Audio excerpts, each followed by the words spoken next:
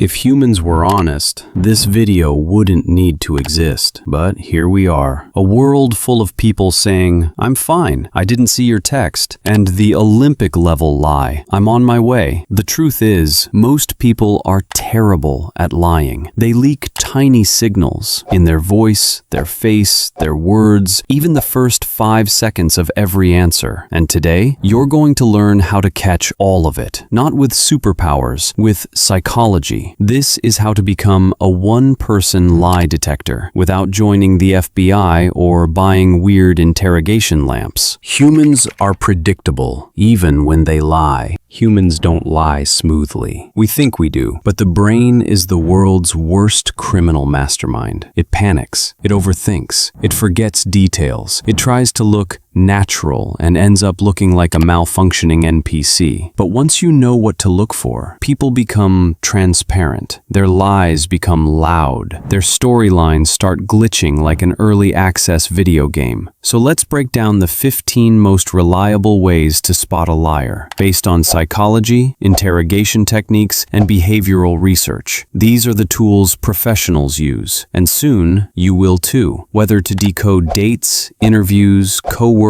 or your cousin who definitely did eat the last brownie. Let's begin. Number 1. Ask open-ended questions with built-in pressure. Liars hate open-ended questions. They want yes-no. They want small. They want controllable. So instead of, "Did you go out last night?" try, "What kept you out so late?" Boom. Instant panic. Open-ended questions force their brain to create a story, and stories are where liars fall apart. They'll stall, backtrack, over-explain, under-explain, or give you a plot twist nobody asked for. Number 2, avoid leading questions. Liars love those. Never feed a liar the answer you want. If you say, "Were you at the office or at home?" you've given them 2 doors to safety. Instead say, "Walk me through your evening, start to finish." If they choke, hit a nerve. Number 3, the first 5 seconds reveal everything. The 5-second window after asking a question is gold. In those 5 seconds, a liar overthinks, panics, mentally rewrites the truth, checks your reaction, and tries to sound natural. Watch for hesitation, throat clearing, sudden calmness, over-smiling, looking away, blinking too much, blinking too little, weird pauses. Liars glitch. Truth tellers just talk. Number 4, look for clusters, not single cues. One cue means nothing. People have allergies, anxiety, bad posture, or an itchy nose. But 3 cues in the same moment? That's a suspicious behavior cluster. Example, you ask a question and they look away, touch their face, and change tone. That's not personality. That's, "My brain is writing fan fiction right now." Number 5, establish their baseline first. Before testing honesty, observe who they are normally. How do they gesture? How do they hold eye contact? How do they sit? What's their natural speaking rhythm? Are they animated or calm? Now ask something sensitive. If their behavior suddenly flips like a light switch, you found a pressure point. Number 6, watch for sudden changes during key questions. If someone normally makes tons of eye contact and suddenly stares into the void like a malfunctioning robot, flag it. If someone is usually talkative and suddenly becomes a monk, flag it. Truth is stable. Lies wobble. Number 7, use the double question technique. Ask for the story, let them answer, move on. Then, 5 to 10 minutes later, ask a similar question from a different angle. Earlier, where were you around 7? Later, what were you up to right before dinner? Truth stays consistent. Lies mutate like a low-budget sci-fi virus. Number 8, pay attention to hedging and soft language. Liars hate commitment, verbally and emotionally. Listen for, "I think, maybe, I guess, probably, kind of." This is linguistic bubble wrap, cushioning their lie so if it pops, they can pretend it wasn't intentional. Strong statements equals confidence. Weak statements equals uncertainty. Number 9, watch for abrupt topic changes. When people get uncomfortable, they escape. Ask a liar a direct direct question, and they might suddenly bring up a different event, a random detail, someone else, something irrelevant. Topic switching equals avoidance. Avoidance equals discomfort. Discomfort equals we're getting warmer. Number 10. Use interruption to stress test their story. Liars rehearse stories. Stories must be told in order, so interrupt them mid-flow. Wait, what time did you say you left again? A truthful person picks right back up. A liar has to reboot the script. Watch for confusion, needing to restart, contradicting themselves, aggressive defensiveness. Interruption equals chaos, and chaos exposes cracks. Number 11. Plant a fake detail. This is a bit evil, but extremely effective. Slip in a false detail like, so when you said the store was closed, if they're truthful, they'll correct it instantly. No, it wasn't closed. But liars, they'll roll with it. Accepting false info shows they're not remembering, they're improvising. Number 12. Beware of overly charming behavior. Some liars rely on charisma. They compliment you, smile too much, joke around, or become unusually warm. This is called ingratiation, winning you over to soften the suspicion. If someone is suddenly 30% more charming only during sensitive conversations, not a coincidence. Number 13. Compare words versus actions. They rarely match. People can control their words, but their body, their tone, their timing, those betray them. If they say, "I'm not upset," while clenching their jaw, avoiding eye contact, crossing their arms, answering too quickly, you're not witnessing honesty. You're witnessing emotional tax fraud. Number 14. Read the interpersonal vibe shift. You don't need superpowers. You need awareness. When people lie, the whole energy shifts. The pace changes. The tension thickens. The conversation gets weirdly stiff. Their tone flattens. Their friendliness deflates. Behavior is communication, and lies make it glitch. Number 15. Watch their openness versus guardedness. In normal conversation, people open up. Relaxed shoulders, open palms, natural movement, warm tone. When they lie, everything retracts. Shoulders tense, gestures shrink, voice gets tight, eyes dart, posture closes. It's like their whole body wants to retreat behind a wall of safety. Truth leans in, lies lean away. What to do with this superpower? So now you're basically a human polygraph, but like one that actually works. Let's recap your new powers. You can spot hesitation. You can catch verbal loopholes. You recognize distancing language. You can read transitions and pivots. You see energy shifts. You understand behavioral clusters. You know when someone is stalling, hiding, or performing. People won't suddenly become more honest around you, but you will become uncomfortably good at noticing when they're not. And remember, use these powers wisely.